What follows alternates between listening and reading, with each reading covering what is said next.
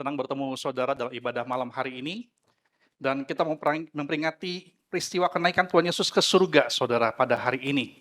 Karena itu ada ibadah khusus pada hari ini, yaitu kita memperingati hari di mana setelah Yesus mati, yang kita peringati dalam Jumat Agung.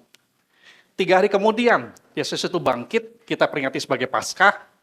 Lalu 40 hari kemudian, sejak dia bangkit, dikatakan selama 40 hari itu, Yesus terus mengajar mereka tentang kerajaan Allah.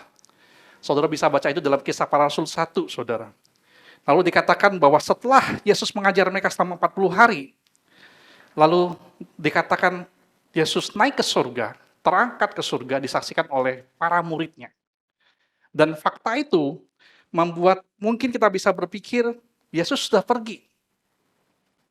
Apakah dia masih Tuhan yang adalah Immanuel, yang dekat dengan kita, atau Tuhan itu jauh bagi kita? Apa yang dia berikan kepada kita waktu dia tinggalkan kita di bumi, para muridnya, dan juga kita. Karena ternyata, saudara, Tuhan Yesus tidak pergi meninggalkan kita begitu saja. Kita buka firman Tuhan dalam Yohanes 14, Yohanes pasal 14, ayat 26-27. Yohanes pasal 14, 26-27, saudara bisa buka di handphone saudara boleh buka di Alkitab yang saudara pegang. Dan kalau saudara tidak bawa, saudara boleh nyontek kanan kiri saudara, atau menyimak dari apa yang kita akan bacakan bersama-sama. Yohanes 14, ayat 26-27. Yang setuju katakan amin? Sudah ketemu katakan amin? Udah ketemu? Kalau sudah ketemu kita baca sama-sama 1, 2, 3. Tetapi penghibur, yaitu Roh Kudus yang akan diutus oleh Bapa dalam namaku, dialah yang akan mengajarkan segala sesuatu kepadamu dan akan mengingatkan kamu akan semua yang telah kukatakan kepadamu. Damai sejahtera kutinggalkan bagimu, damai sejahtera kuberikan kepadamu, dan apa yang kuberikan tidak seperti yang diberikan oleh dunia kepadamu. Janganlah gelisah dan gentar hatimu. Nah, firman Tuhan tadi mengatakan ada 2 hal yang Tuhan berikan kepada kita. Yang pertama adalah Roh Kudus, betul? Penolong kita, penghibur kita. Dan yang kedua adalah damai sejahtera. Dikatakan, kutinggalkan kepadamu, damai sejahtera yang berbeda, yang dunia bisa tawarkan kepada saudara. Seperti saya sudah ngomong di minggu pertama, saudara, bahwa semua buah roh, ada 9, itu bisa kita dapatkan dengan cara dunia. Betul? Kasih, sukacita, termasuk damai sejahtera, kesabaran, kemurahan hati, pengendalian diri, semua ada cara dunia yang diberikan kepada kita. Tetapi Tuhan mau memberikan pada kita damai sejahtera yang bukan seperti yang dunia berikan kepada kamu. Yang tidak gampang hilang, yang tidak luntur, saudara. Tapi mungkin kita bertanya-tanya sekarang, mengapa kadang-kadang kita seperti nggak ngerasakan damai sejahtera itu? Mengapa kadang-kadang kita merasa bukan ketenangan, bukan kedamaian, tetapi gelisah, ketakutan, atau kehilangan damai sejahtera kita? Mengapa, saudara? Mengapa ada waktu-waktu di mana, sama seperti saya kemarin, saudara, saya kehilangan damai sejahtera saya? Mari kita buka dalam Yesaya 32:17, ada di depan. Mari kita baca sama-sama firman Tuhan ini yang penting sekali. Di depan ada, kita baca sama-sama, 1, 2, 3. Di mana ada kebenaran, di situ akan tumbuh damai sejahtera. Dan akibat kebenaran ialah ketenangan dan ketentraman untuk selama-lamanya. Siapa yang nggak mau tenang dan tentram, saudara? Ada yang nggak mau, angkat tangan? Ada yang mau hidupnya setiap hari itu nggak tenang, nggak tentram, nggak bisa tidur? Ada yang mau? Siapa yang mau punya damai, tenang, dan tentram? Angkat tangan. Semua kita mau, betul ya? Dan ini yang menarik. Firman Tuhan ngomong begini. Saya suka sekali ayat ini ngomong begini, saudara. Bahwa dikatakan damai sejahtera itu tumbuh. Damai sejahtera itu dikatakan tumbuh, saudara. Dan kita semua tahu bahwa pertumbuhan itu bersyarat. Betul nggak? Pertumbuhan itu tidak otomatis terjadi, tidak serta-merta terjadi. Sama kayak begini. Syarat bagi tanaman bisa bertumbuh dengan baik adalah dia butuh 2 hal setidaknya. Yang pertama, apa? Cahaya matahari, betul? Gurunya benar berarti ya. Satu lagi apa? Air. Kalau nggak cukup sinar matahari, tidak cukup air, maka dia tidak bakal bertumbuh dengan maksimal, betul nggak? Syarat bagi manusia bisa bertumbuh itu apa? Sama kan? Apa tadi? Duit. Sama toh? Yang pertama adalah air, minuman, yang kedua adalah makanan. Kalau itu cukup, baru kita bakal bertumbuh. Tinggal pilihannya kita bertumbuh ke atas atau ke samping. Betul nggak? Dan dikatakan demikian, syarat bagi damai sejahtera itu bisa bertumbuh adalah kalau kita hidup di dalam kebenaran. Ngomong dulu kanan kiri saudara, katakan di dalam kebenaran. Kalau kebenaran ada dalam hidup kita bisa menikmati yang namanya damai sejahtera, ketenangan, dan ketentraman. Tapi kalau kebenaran tidak ada dalam hidup kita, kalau kita tidak hidup di dalam kebenaran, maka kita tidak bakal mengalami damai sejahtera. Damai sejahtera bakal berhenti bertumbuh dalam hidup kita kalau kita tidak hidup di dalam kebenaran. Dan ini yang berikutnya yang kita perlu catat. Bahwa kebenaran, next lagi, itu bicara soal ketundukan, bukan cuma sekedar informasi. Saudara bukan cuma tahu tentang kebenaran, saudara bukan cuma pelajari kebenaran, saudara bukan cuma mengerti kebenaran, tetapi kebenaran ada dalam hidup kita untuk kita taati. Karena banyak orang mengerti firman Tuhan. Mungkin saudara bisa berkata, oh pendeta-pendeta pasti lebih ngerti firman Tuhan dibanding saudara. Para teolog-teolog, orang-orang yang mengajar dosen teologi gitu di seminari-seminari, lebih mengerti firman Tuhan tentang saudara. Tetapi sesungguhnya bahkan kalau cuma tahu mengerti, tapi kita tidak tunduk di dalam kebenaran, kita tidak hidup di dalam kebenaran, maka semua itu nggak ada artinya. Karena kebenaran itu bertumbuh, damai sejahtera itu bertumbuh, waktu kita hidup di dalam kebenaran. Saya selalu suka pakai ilustrasi ini, saudara. Hubungan orang tua dengan anak, itu selalu damai nggak? Hah? Hubungan orang tua dengan anak selalu dalam damai nggak? Enggak, betul kan ya? Terutama, kapan ketika hubungan anak dan orang tua itu nggak damai? Seringkali terjadi waktu orang tua tidak mau ikuti kemauannya anak. Betul? Oh, situ langsung, oh, gitu. Ya kan? Bagi anak, kalau mau damai di dunia ini, kalau mau damai di rumah ini, setiap kali aku minta apa, langsung yes. Aman, pasti damai, tenang. Betul? Tapi orang tua lebih tahu, kalau semua yang anak mau kita selalu kasih, sekarang tampaknya damai, ke depan bisa terjadi chaos. Betul nggak? Betul? Kalau anak kecil minta sama kita terus, permen, kita kasih permen.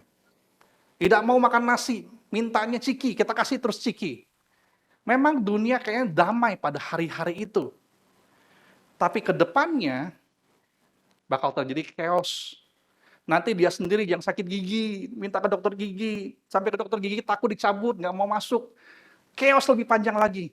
Dibanding waktu kalau dia nggak dikasih, dia nangis 5 menit lalu selesai. Betul? Dan demikian juga dengan Bapa kita di surga. Akan ada masanya di mana Bapa kita di surga itu tampak seperti menolak memberikan apa yang kita mau detik itu juga. Dan kita protes, Tuhan, damai aku terganggu.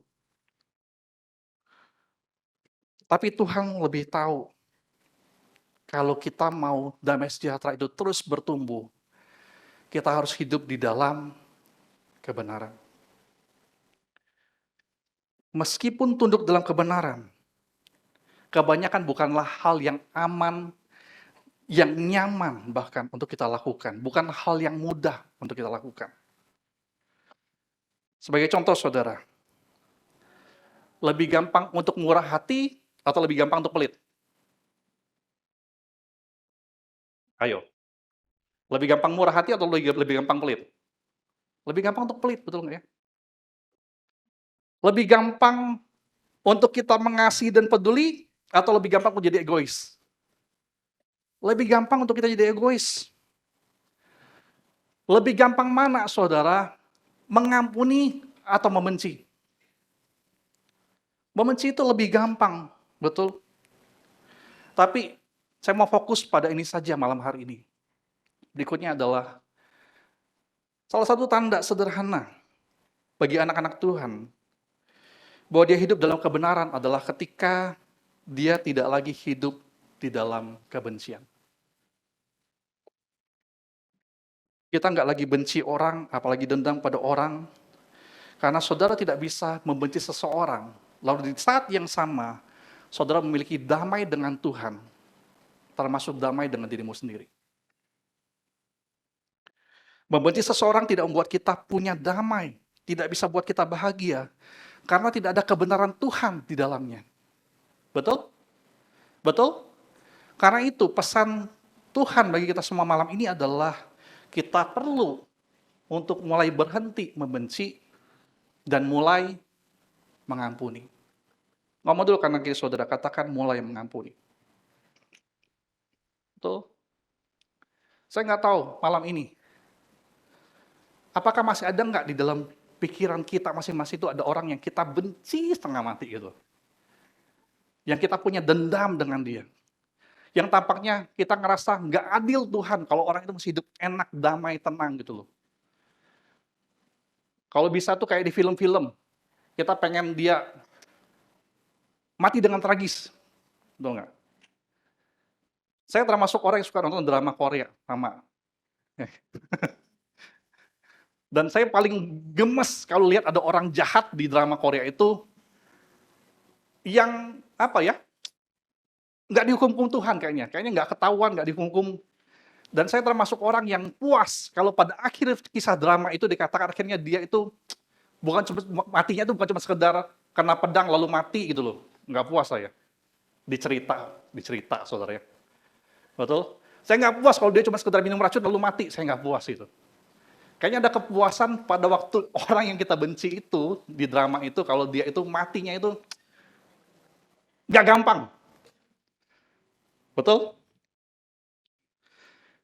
Tapi kalau saudara sekali lagi mau terus hidup dalam damai sejahtera yang terus bertumbuh, kita harus hidup tanpa kebencian. Kita nggak punya pilihan. Saya sharing sama saudara, kemarin saya sempat kehilangan damai sejahtera saya. Kemarin saya benci sekali sama seseorang, benci sekali gitu. Sampai saya tuh dari jam 2 sore sampai jam 6 sore, saya terganggu. Tapi saya tahu persis, kalau jam 6 sore itu saya pulang ke rumah dengan ini semua, nanti yang kena getahnya nanti orang-orang di dalam rumah, betul nggak? Yang nggak ada salahnya apa-apa. Maka saya putuskan kemarin sore, ketika sudah nggak ada orang, saya berdiri dari kursi saya di situ. Kalau saudara nggak tahu meja saya di mana, meja saya di situ loh. Yang Koremin duduk itu meja saya. Kalau saya berdiri dari sana, lalu saya berdiri di sini, saya jujur sama saudara, kemarin sore, saya bahkan tidak mau berlutut. Saking saya keselnya, marahnya sama seseorang. Saya berdiri. Tapi saya tahu persis, ini tidak boleh berlanjut. Lalu saya doa sama Tuhan, Tuhan, saya selalu ingat satu kunci penting dalam firman Tuhan. Firman Tuhan ngomong sama kita adalah pembalasan itu adalah haknya siapa? Tuhan. Saudara perlu tahu, kalau ada seseorang yang saudara benci hari-hari ini, detik ini, saudara perlu tahu, firman Tuhan ngomong sama saudara bahwa pembalasan itu adalah haknya Tuhan. Kita nggak berhak untuk menghukum orang, untuk membenci orang. Dan kewajiban kita, kalau bicara hak dan kewajiban, Tuhan yang berhak membalas, menghukum. Kewajiban kita adalah apa?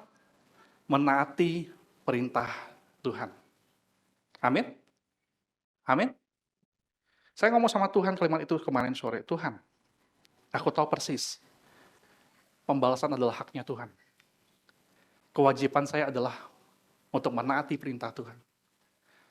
Kalau Tuhan suruh saya mengampuni, saya harus mengampuni. Saya sebutin nama orang-orang itu. 1, 2, 3, 4, 5. Saya bilang, kalau Tuhan berkata mereka berhak dibalas, Tuhan yang balas. Tapi saya mau mengampuni orang 1, 2, 3, 4, 5 ini. Susah nggak saudara? Susah setengah mati saya jujur sama saudara.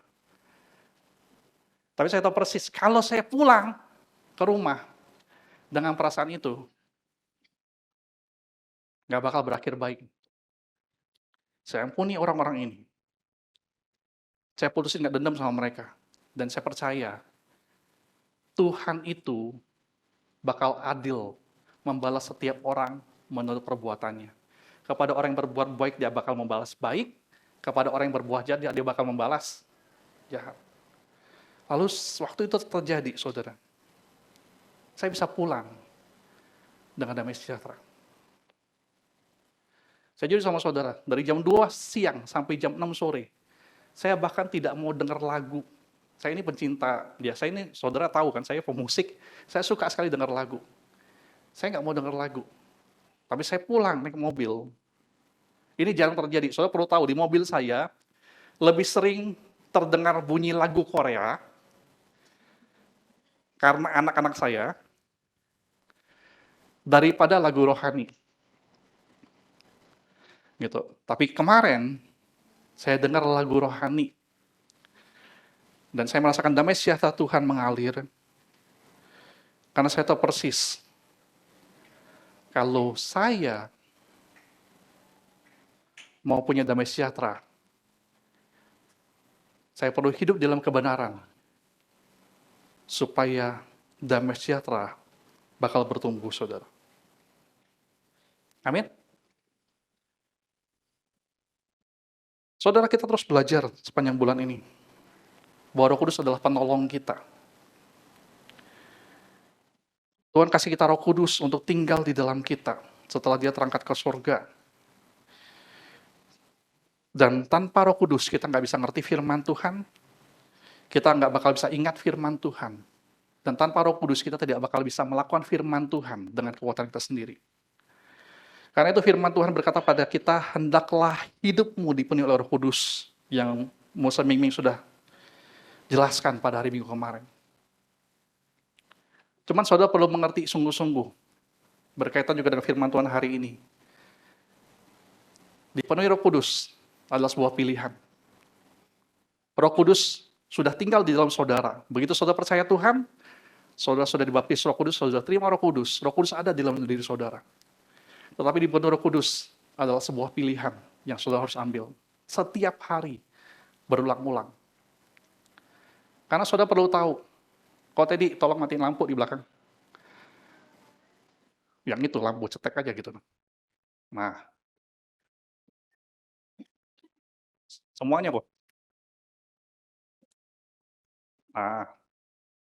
Nah, jarinya itu. Cetek-cetek gitu. Nah, itu ya.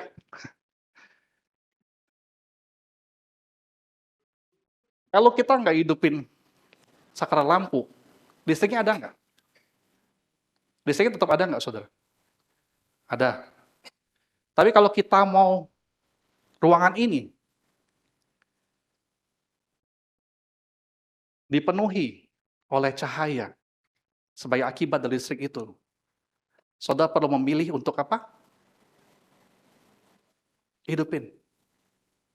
Membiarkan ruangan ini dipenuhi oleh berbagai cahaya. Hidupin lagi kok tadi.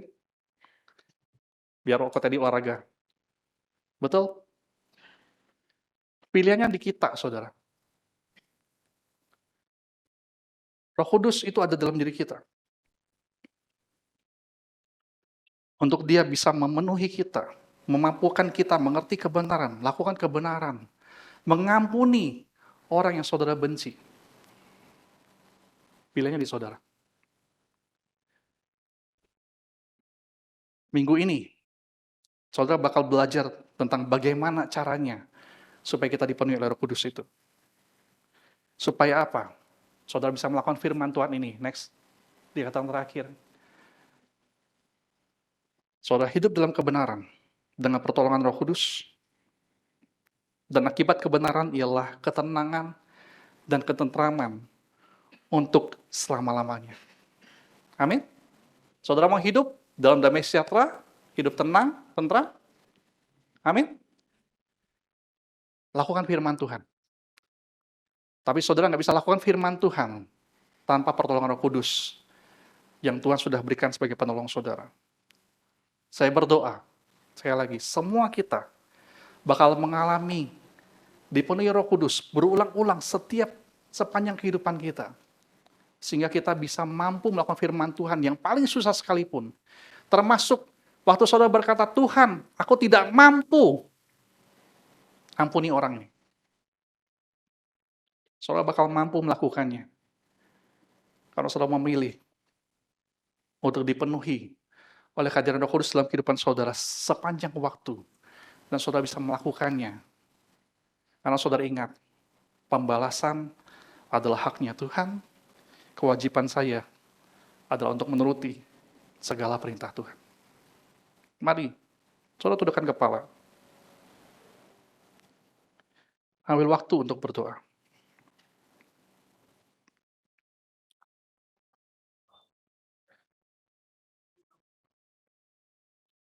Kalau dalam malam ini ada satu orang, bahkan mungkin lebih, 2 orang, 3 orang, yang saudara belum ampuni.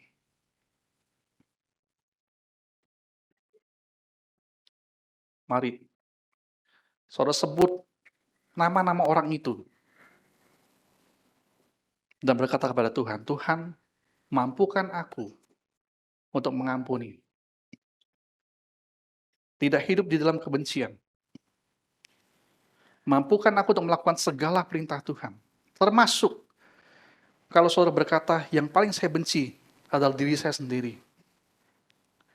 Saudara boleh berkata pada Tuhan, Tuhan, ajar aku untuk mengampuni diriku sendiri. Yang selalu gagal, yang banyak mengecewakan orang, Tuhan ampuni diriku.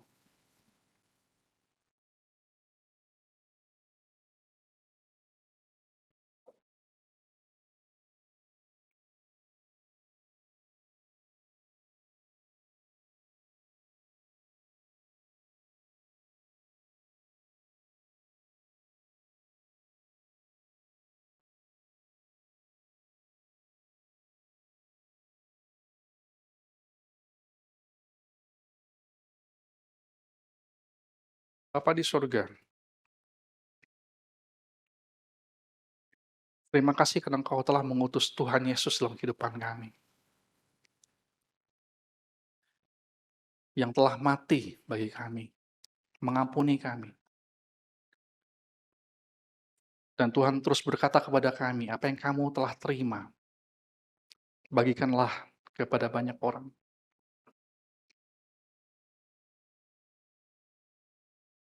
Biarlah Allah Roh Kudus memampukan kami. Kami memang manusia-manusia yang lemah, tapi kami punya Tuhan, Allah Roh Kudus sebagai penolong kami. Mampukan kami untuk melakukan segala perintah Tuhan. Untuk ingat firman Tuhan. Mengerti dan melakukannya dalam kehidupan kami. Karena kami rindu Tuhan. Roh Kudus dan damai sejahtera yang Tuhan tinggalkan bagi kami. Itu bakal bisa kami sungguh-sungguh nikmati. Menguasai kehidupan kami. Kami bisa hidup dalam kebenaran. Dan Tuhan menguatkan kami. Untuk memuliakan Tuhan terus dalam kehidupan kami. Terima kasih Tuhan Yesus. Tolong kami. Karena kami selalu butuh pertolongan Tuhan. Dalam Tuhan Yesus kami berdoa. Sama-sama kita katakan, amin.